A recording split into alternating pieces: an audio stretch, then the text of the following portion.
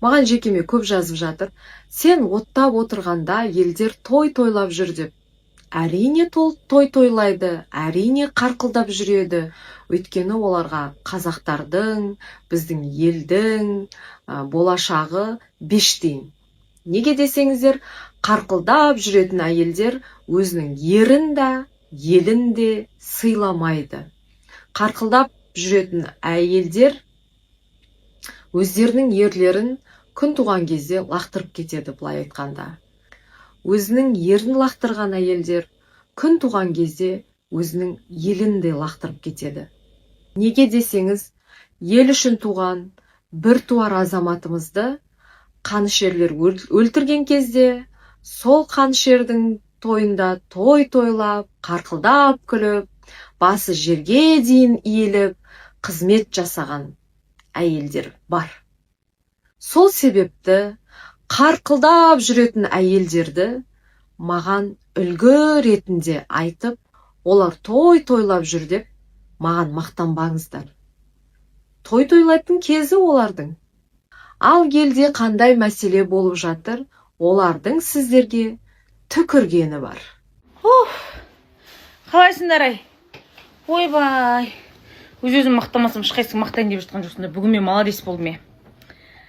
Күнім мен түнім ауысып кеткен ғой, білесіздер ғой. Бүгін 6-та ұйықтадық та, 9:30-да 3,5 сағат ұйықтап тұрып, Кайыш деген жігітті қаскеленге емге массажға апардым. Одан сіздер сұрап жүрген тауарлардың біздің складта қанша бар, қанша жоқ. Соны магазинге барып, списогін шығардым. Ішінде сатылымға шығаратындар бар ма деп. Одан кейін баламмен магазинге бардым. Кішігірім кездесу жасап, жоспарларымыз жасап алдық. Одан балам шашын алдырып, үйге келген бетім осы айналайындар. Ойбай, пілдің жартайтындей болып семіріп жатырмыз. Аяққа салмақ түсіп жатыр ма? Сәл жүрсек, ентігіп, ырсылдап құрсын қасқа. Отырсақ тұра алмаймыз, тұрсақ отыра алмаймыз. Отырған жайымызда омалып отыра бергіміз келеді ғой. Артық қимыл жасағымыз келмейді. Қазір кешегіден қалған бешбармақ бар. Соны жеп, тыңқиып, тойып ап, етке, сорпа бетке деп, бетіміз табақтай боп, одан кейін үйдің астында тепсе темір үзетін бір тай қыз бар, массажистка. Содан массаж алып, ұйықтағым келіп жатыр. Ертең жұмысым көп.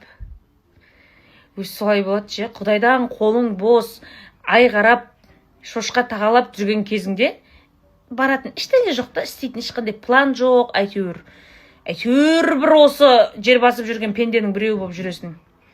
Ай күнің жақындаған кезде осындай қарбалас, тірлік, өмірге деген құлшыныс артып кетеді ғой. Сен ешқандай өсекті де берілме. Сен Алия Молдағұлова мен Мәншүк Мәметова апамыздың жолын басқан, ізін басқан, 100 жылда бір ғана шығып тұрған қыз сен. Ой, ақпарат. Ештеңеге уайымдама, берілме. Айтқан адам айта берсін. Қазіргі заман қазақты қазақ өлтіру керек болған заман болып тұр. Кезінде әдебиетте де оқыдық. Небір ағамызды өзінің оқытып шығарған шәкірті өлтіргенін ұстап бергенінше, мына тарихтың бәрін оқып шықтық. Бәрі айта берсін. Бәрі. Оралхан Бөкей атамыз қалай тауып айтқан деймін да. Өспес елдің айтары өсек, ермегі төсек болады деп.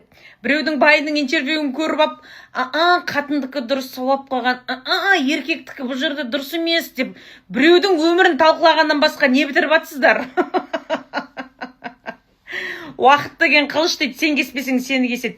2 айдан кейін 1 жыл бітеді, 2025. Қайта келмейтін 1 жыл бітеді. 1 сағат өзіңізге уақыт бөліп, 1 жылда не бітірдіңіз, бір есеп беріп қойыңызшы. Өсектен төсектен басқасын. 7 айдан бастап уже өзіңнің курткаларың, өзіңнің сырт киімдерің тар бола бастайды ғой, алды жабылмай. Сол кезде күйеуіңнің сәл темекінің иісі шығатын курткалары аман болсын. Маған кимені алдын шығарып тастайсың дейді ғой. Ойбай, массаждан шықтым. Жаңадан мастер келген екен. Басында мен 2 қабат деп аяп істемеп еді. Соң кейін ойбай, ауылда түйе басқан қыздарымыз қатты істей бер деп былай ымдап көрсетіп ем.